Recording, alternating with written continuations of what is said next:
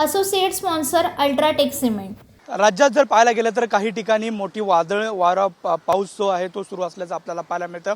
मात्र मुंबईमध्ये हवेतील आर्द्रतेचं प्रमाण कमी असल्यामुळे उकाड्याला अजून देखील मुंबईकरांना सामोरे जावं लागत असल्याचे जे चित्र आहे ते सध्या आपल्याला पाहायला मिळते।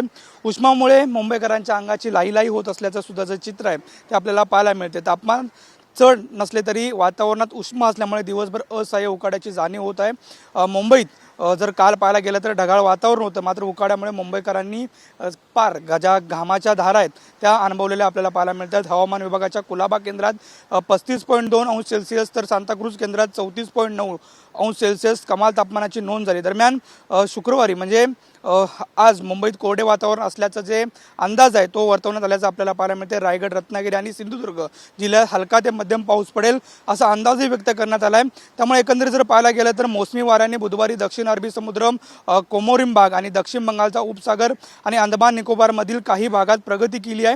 त्यामुळे एकंदरीत जर पाहायला गेलं तर मोसमी जे वारे आहेत ते वाहण्याची शक्यता आहे। मात्र जर राज्यात पाहायला गेलं तर काही ठिकाणी वादळ वारा सुरू आहे, काही ठिकाणी पाऊस सुरू आहे। मात्र मुंबईमध्ये हवेत आर्द्रतेचं प्रमाण कमी असल्यामुळे पुन्हा एकदा मुंबईकरांना जो उकाडा आहे तो असह्य झाल्याचं आपल्याला पाहायला मिळतोय। व्हिडिओजन्य अमित शिगवंसह Nandkishor Gawade, TV9 Marathi, Mumbai. Associate sponsor UltraTech cement.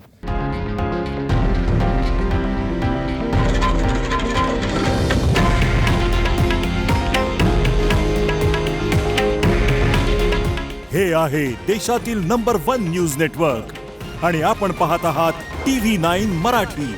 काळजी तुमची, हित महाराष्ट्राचं।